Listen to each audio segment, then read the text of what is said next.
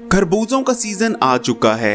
यकीनन आप लोगों ने भी खरबूजे खाना स्टार्ट कर दिया होगा, लेकिन बहुत से लोग खरबूजों के फायदे नहीं जानते। इस वीडियो में मैं आपको खरबूजों के फायदे बताऊंगा और यकीन माने खरबूजों के फायदे जानने के बाद आप अल्लाह का शुक्र अदा किए बगैर नहीं रह सकेंगे। दोस्तों, आप देख रहे हैं Hakim Ali health and beauty tips. अगर अभी तक इस चैनल को सब्सक्राइब नहीं किया तो इस चैनल को सब्सक्राइब कर लीजिए। उसके बाद एक बेल का आइकॉन आएगा, उसको क्लिक करना ना भूलिएगा ताकि हमारी हर नई आने वाली वीडियो की नोटिफिकेशन आपको मिलती रहे। अगर मैं खरबूजों की न्यूट्रिशन प्रॉपर्टी की बात करूं तो 177 ग्राम खरबूजों में तकरीबन 64 कैलोरीज होती हैं। खरबूजे पोटेशियम का बहुत अच्छा सोर्स हैं। इसके अलावा विटामिन के, विटामिन B6 और विटामिन C भी खरबूजों में अच्छी खासी मिकदार में पाया जाता है। खरबूजे नया खून पैदा करते हैं। ना सिर्फ नया खून पैदा करते हैं बल्कि खून की सफाई भी करते हैं। अगर आपको डॉक्टर ने ये बताया है कि आपको खून की कमी है, तो गर्मियां आ चुकी हैं, या अगर आपके इलाके में किसी और सीजन में भी खरबूजे आते हैं, खरबूजे खाएं, इंशाल्लाह खून की कमी पूरी हो जाएगी।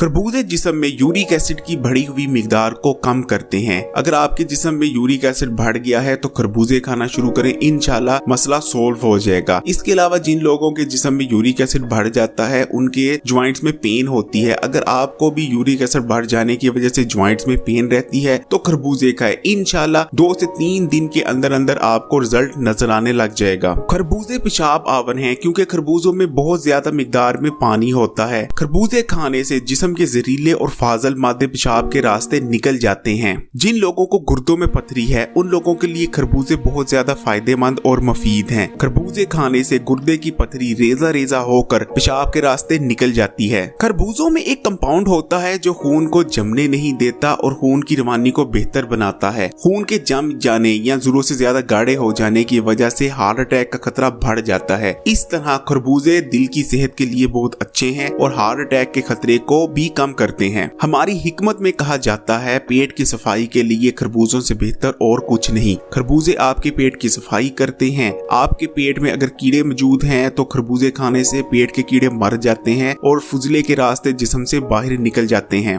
खरबूजे मैदे की तेजाबियत के लिए बहुत अच्छे हैं। खरबूजे खाने से मैदे की तेजाबियत दूर होती है। जिन लोगों को खाना खाने के बाद पेट में या मैदे में जलन महसूस होती है वो भी खरबूजे खाएं। खरबूजे दस्त आवर हैं। जिन लोगों को कब्ज का मसला है या उनका पखाना ठीक से नहीं आता वो भी खरबूजे खाएं, इंशाल्लाह पुरानी से पुरानी कब्ज दूर हो जाएगी। खरबूजे जिस्म को मजबूत बनाते हैं। खरबूजे खाने से जिस्म की कमजोरी दूर होती है। खरबूजे आपकी कमर के लिए बहुत अच्छे हैं। अगर आपको कमर की कमजोरी है, आपकी कमर कमजोर है, कमर में दर्द रहता है तो खरबूजे खाएं, इंशाल्लाह कमर मजबूत होगी। खरबूजे खवातीन के लिए बहुत अच्छे हैं। खवातीन के मखसूस अमराज में बहुत फायदा देते हैं। इसके अलावा जो ग्रोइंग एज में बच्चियां होती हैं उनको खरबूजे खिलाए जाएं, बहुत फायदा देंगे उनको आगे चलकर। आप लोग जानते हैं पपीता गोश्त को गलाने के लिए इस्तेमाल होता है, लेकिन आप में से बहुत ही कम लोग जानते होंगे कि खरबूजे के छिलके भी गोश्त को गला देते हैं। पकते हुए गोश्त में खरबूजे के छिलके डालने से गोश्त बहुत अच्छी तरह गल जाता है।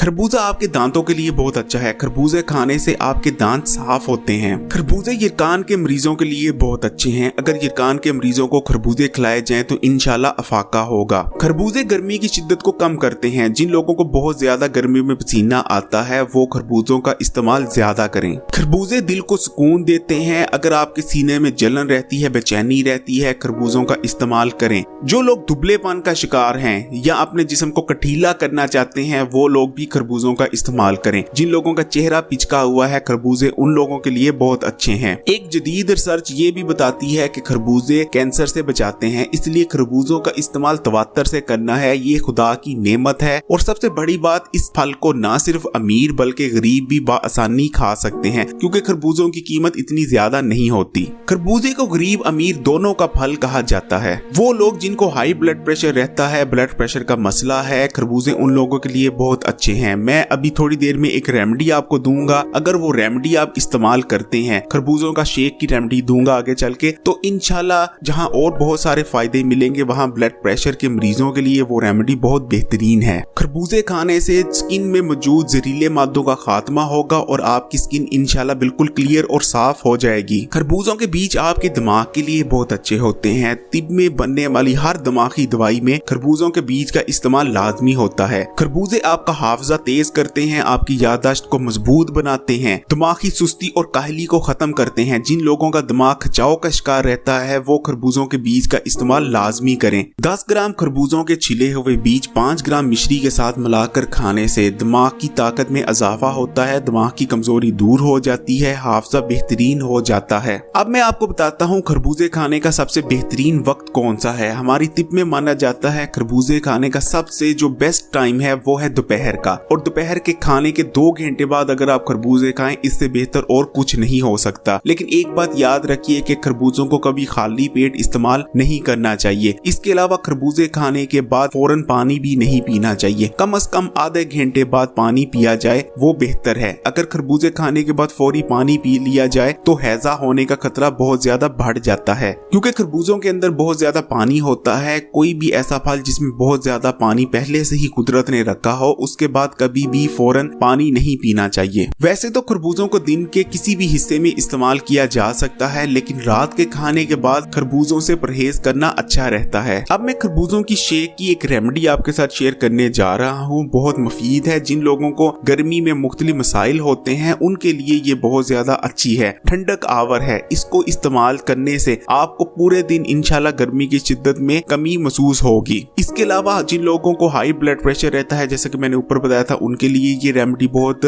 मुफीद है। जिन लोगों को स्किन के मसाइल है वो ये रेमेडी इस्तेमाल करें। जिन लोगों के जिस्म में कमजोरी है या उनका जो है दिमाग में गर्मी रहती है वो लोग भी इस्तेमाल कर सकते हैं। दिल को ठंडक देती है खरबूजों की शेक की रेमेडी। इसके अलावा सीने और मैदे में जो जलन होती है उसका भी बेहतरीन हल है। इसको इस्तेमाल करने से गर्मी की शिद्दत से भी बचे रहेंगे। रेमेडी नोट कीजिए, आपने एक खरबूजा लेना है। अगर छोटा साइज का खरबूजा है तो पूरा एक खरबूजा ले सकते हैं, अगर बहुत बड़ा खरबूजा है तो आपने हाफ खरबूजा ले लेना है। लेकिन एक चीज याद रखिए, इस रेमेडी में, इस शेक में हमने खरबूजों के छिलके भी इस्तेमाल करने हैं, खरबूजों का गूदा भी और खरबूजों के बीज भी, यानी कुछ भी खरबूजों से आपने निकाल के नहीं फेंकना। एक मिक्सी या ब्लेंडर ले लीजिए, छोटा खरबूजा है तो पूरा डाल दीजिए, अगर बड़ा खरबूजा है तो आधा काट के डाल दीजिए बीजों और छिलकों के समेत। उसमें 1 गिलास पानी डालिए और मिक्सी या ब्लेंडर को इतना चलाइए कि खरबूजे बिल्कुल जो है पानी में अच्छी तरह शेक उसकी बन जाए। बहुत अच्छी तरह से आपने शेक करना है। खरबूजों के छिलके और खरबूजों के जो बीज हैं वो बिल्कुल जो है शेक हो जाने चाहिए। जैसे ही खरबूजों की शेक रेडी हो जाए इसको ग्लास में निकाल लें। बर्फ डालना चाहें तो बर्फ भी डाल सकते हैं।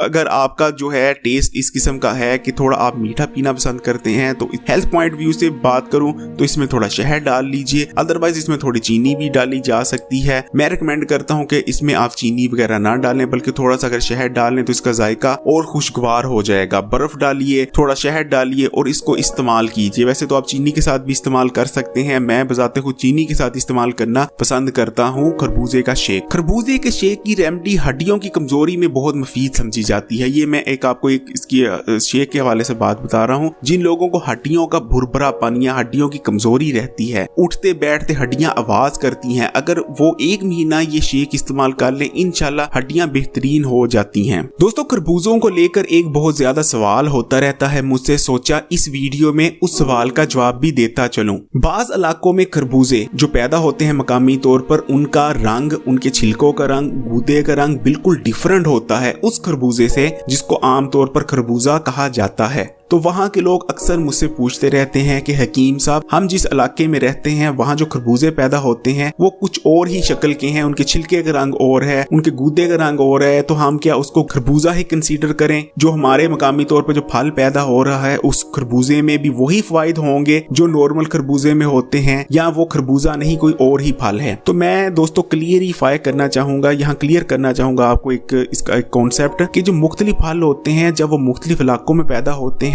तो उस इलाके की मिट्टी और पानी के हिसाब से वो अपनी शक्ल बदल लेते हैं। वो होते वही फल हैं, उनमें खवास और उनमें फायदे जितनी भी न्यूट्रिशन होती है वो तकरीबन सेम ही होती है। यानी अगर आपके इलाके में जो खरबूजा मिलता है वो थोड़ा पिंकिश है, या उसके छिलके मोटे हैं, या उसके छिलकों में कुछ और धारियां वगैरह है, तो वो खरबूजा ही है। और लेकिन एक चीज याद रखिएगा, आप अपने जो इलाके का पंसारी है या आपके इलाके का जो अगर या कोई भी जो पढ़ा लिखा बंदा उसको खरबूजा कहता है तो समझिए वो खरबूजा ही है। लेकिन अगर उस उसको कोई और नाम लिया जाता है तो वो कोई डिफरेंट फल हो सकता है, क्योंकि खरबूजों की शक्ल के बहुत सारे फल हैं, लेकिन आपके इलाके में अगर उसको खरबूजा कहा जाता है तो वो खरबूजा ही है गालिबन। उसमें वही बेनिफिट्स होंगे, उसमें वही न्यूट्रिशन होगी और वो भी उसी तरह ही फायदे देगा जिस तरह नॉर्मल खरबूजा देता है। क्योंकि खरबूजे की वीडियो है, एक और चीज मैं जरूरी समझता हूँ यहाँ क्लियरिफाई करना। दोस्तों आगे रमजान आ रहा है, माशाल्लाह सब लोग रोजे रखते हैं, लेकिन एक जुल्म जो आप लोग करते हैं ना सिर्फ खरबूजों के साथ बल्कि सबसे बढ़कर अपने साथ करते हैं, वो सुन लीजिए। हम अफ्तार करते हैं, हम सहरी करते हैं और हमारे दस्तरखान पर चावल भी पड़े होते हैं, रोटियां भी पड़ी होती हैं, पकोड़े समोसे भी पड़े होते हैं और सबसे बढ़कर खरबूजे भी पड़े होते हैं। इन सब चीजों के साथ जहां हम रोटी खाते हैं, जहां हम चावल खाते हैं, वहीं हम खरबूजे की फाड़ियां भी खा रहे होते हैं। देखें दोस्तों, मैंने कई दफा आपको इस कॉन्सेप्ट को क्लियर किया है कि कभी भी रोटी चावलों के साथ फल ना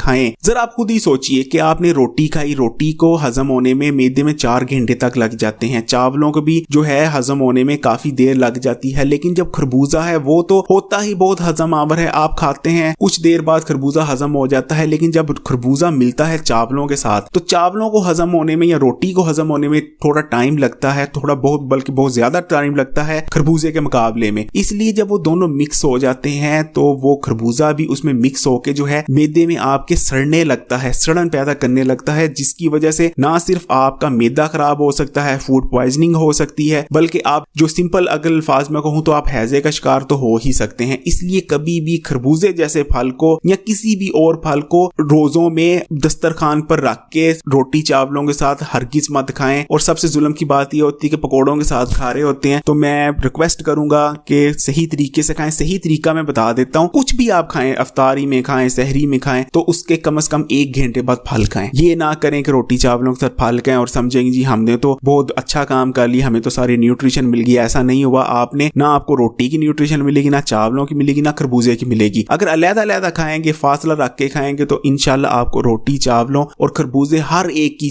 जो भी आप दस्तरखान में चीज खाएंगे उस सब की न्यूट्रिशन मिलेगी। वीडियो पसंद आई हो लाइक करें, शेयर करें, कमेंट करें और अगर अभी तक Hakim Ali health and beauty tip को सब्सक्राइब नहीं किया तो इस चैनल को सब्सक्राइब कर लीजिए। इस वीडियो में इतना ही, हकीम अली को इजाजत दीजिए।